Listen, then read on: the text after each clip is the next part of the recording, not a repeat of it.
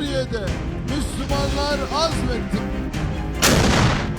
ये वीडियो 1 जनवरी का, Suriye'de Müslümanlar लेकिन ये वीडियो 2025 में सबसे बड़ी जंग का सिग्नल दे रहा है। ये वीडियो है तुर्की के सबसे बड़े शहर का। ये है इस्तांबुल, तुर्की का सबसे बड़ा शहर।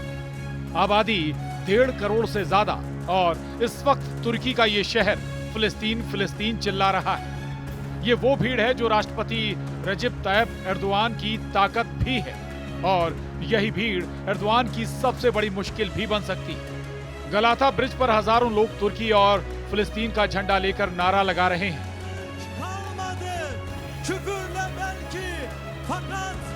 बैनर लिए हुए हैं जिस पर लिखा है गाजा में नरसंहार बंद करो।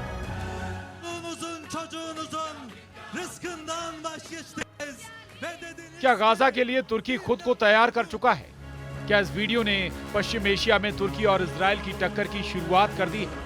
क्या ये तस्वीरें देखकर 2025 में एर्दोआन पश्चिम एशिया में एक नया वॉर जोन तैयार कर सकते हैं? इस रैली में एर्दोआन के बेटे बिलाल ने क्या ऐलान किया, इस पर पूरे इजराइल की नजर है। पहले सुनिए तुर्की के राष्ट्रपति के बेटे बिलाल एर्दोआन का वो बयान जो इस वक्त सुर्खियों में है। Gazze'de soykırımın 453. günü. 453 gündür Siyonist, Nazist İsrail Gazze'de bebekleri, çocukları, kadınları, yaşlıları katlediyor. आज गाजा में नरसंहार का 453वां दिन है। 453 दिनों से जायोनी और नाजी इजराइल गाजा में बच्चों, महिलाओं और बुजुर्गों की हत्या कर रहे हैं। एर्दोआन का बेटा बिलाल इजराइल को ललकार रहा है। इजराइल की हुकूमत की तुलना जर्मनी के नाजी से कर रहा है।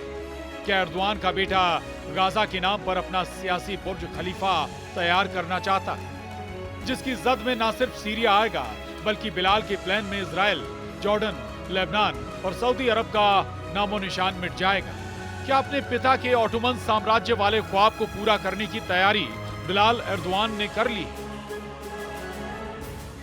Suriye'de Müslümanlar azmettiler, sabrettiler ve zaferi elde ettiler. Suriye'den sonra inşallah Gazze'de kuşatmadan zaferle çıkacak. Bizler de o mübarek güne ulaşmak için dualarımızla, böyle dayanışma gösterilerimizle, boykotla, gizli ya da açık gayretlerimizde Gazze'li mazlumların yanında olacağız. क्या बिलाल ने तैयार कर लिया है Ottoman साम्राज्य का plan? Syria में मुसलमानों ने इरादा दिखाया और जीत हासिल की। सीरिया के बाद गाजा घेराबंदी से जीतेगा। हमारी दुआ है फिलिस्तीन के साथ है। उनकी खातिर जारी प्रदर्शन, बहिष्कार और बाकी कोशिशों के जरिए ये मुमकिन होगा। बिलाल के ऑटोमन प्लान को देखकर इजराइल में हड़कंप मच गया है। इजराइल की फौज को लग रहा है कि जितना फायदा उसे गाजा, लेबनान और सीरिया में युद्ध से हुआ है, उससे ज्यादा नुकसान तुर्की से होने वाला है। यही वजह है कि अब इजराइल की मीडिया में ऐसी खबरें छपने लगी हैं कि तुर्की को किसी भी हालत में रोका जाना चाहिए। जेरूशलम पोस्ट ने एक रिपोर्ट के हवाले से कहा है कि इजराइल को तुर्की से युद्ध के लिए तैयार रहना चाहिए, क्योंकि अब तुर्की ऑटोमन साम्राज्य बनाने का ख्वाब देख रहा है, जबकि इजराइल में सीरिया के हिस्सों को मिलाकर ग्रेटर इजराइल की नींव डाली जा रही है। और इस बीच तुर्की के राष्ट्रपति रजब तायिप एर्दोआन का बयान भी सामने आया है। उन्होंने कहा कि हम सीरिया की अखंडता और एकता को चोट पहुंचाने की इजाजत नहीं देंगे। इसके लिए हम हर जोखिम भी उठाने को तैयार हैं। इस वक्त सीरिया और जूनियर एर्दोआन के ऑटोमन साम्राज्य वाले ख्वाब की चर्चा इसलिए बहुत तेज हो गई है क्योंकि गाजा और लेबनान में तबाही के बाद सीरिया में हुए उलटफेर ने सबसे ज्यादा 2 पावर्स को फायदा पहुंचाया है। पहला है तुर्की, जिसकी शह पर जुलानी ने सीरिया में बशर अल असद की सरकार का तख्ता पलट कर दिया, और दूसरा है इजराइल, जिसने खुफिया तरीके से जुलानी का पूरा साथ दिया, और अब ईरान और हिजबुल्लाह की सप्लाई लाइन पूरी तरह से कट चुकी है। सीरिया से ईरान बाहर हुआ और एंट्री हुई एर्दोआन की और नेतन्याहू की, यानी सीरिया को अब कोई और कंट्रोल कर रहा है, तो वो हैं इजराइल और तुर्की। लेकिन सीरिया के पूरे खेल में एक नया बवंडर मचने वाला है। बवंडर ऐसा जिसके आगे यूक्रेन और गाजा की जंग फीकी पड़ जाएगी, क्योंकि एक तरफ नेतन्याहू का ग्रेटर इजराइल प्रोजेक्ट है और दूसरी तरफ है एर्दोआन का ओटोमन साम्राज्य का ख्वाब। और इन दोनों इंटरनेशनल साजिशों को लेकर इस वक्त 2025 की सबसे बड़ी टक्कर होती हुई नजर आ रही है। तुर्की के राष्ट्रपति रजब तैयब एर्दोआन का कहना है कि तुर्की ने कई बार अपने अस्तित्व और सुरक्षा की रक्षा के लिए अपने इरादे दिखाए हैं। हम अपनी सुरक्षा के लिए किसी भी वक्त तैयार हैं। जब से नेतन्याहू का ये वीडियो आया, पूरे तुर्की में कोहराम मचा है। सबसे ज्यादा तनाव में हैं तुर्की के राष्ट्रपति रजब तैयब एर्दोआन। एर्दोआन लगातार यही वीडियो देख रहे हैं जिसमें हेलीकॉप्टर से उतरने के बाद नेतन्याहू उस पहाड़ पर पहुंचते हैं जिसको कहा जाता है जबल अल शेख, यानी शेख का पहाड़। सीरिया की ऊंची चोटी को इजराइल में माउंट हेरमोन कहा जाता है। सीरिया में शेख के पहाड़ पर पहुंचकर नेतन्याहू बता चुके हैं अपना सीरिया पर कब्जे वाला बड़ा प्लान।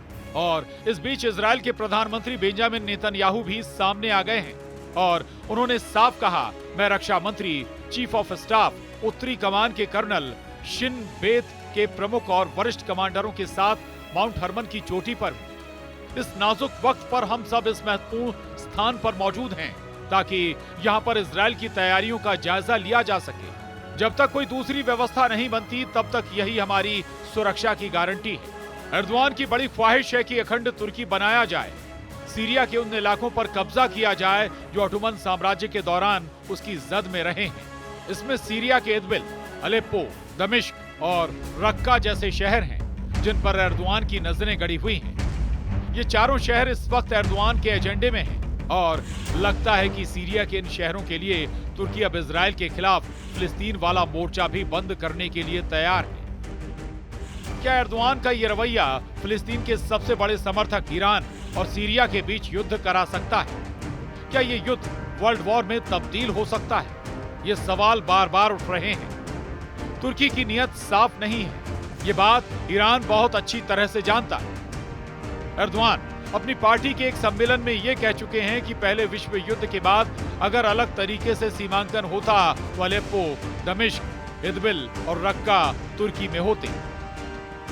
पहले विश्व युद्ध में ओटोमन साम्राज्य का नक्शा देखिए, पूरा लेबनान, फिलिस्तीन, सीरिया और इराक का बड़ा हिस्सा, यहां तक कि पश्चिमी और पूर्वी सऊदी अरब तक ओटोमन एम्पायर फैला हुआ था।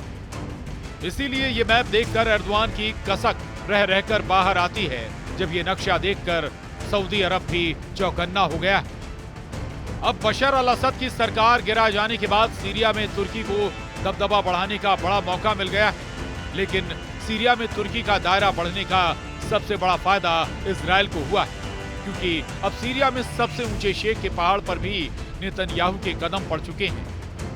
नेतन्याहू का ये वीडियो देखकर ईरान भी बहुत ज्यादा तनाव में है, क्योंकि लेबनान तक उसकी पहुंच अब पूरी तरह से है, जबकि हिजबुल्लाह की सप्लाई लाइन कटने से ईरान की मुश्किल बहुत ज्यादा बढ़ चुकी है।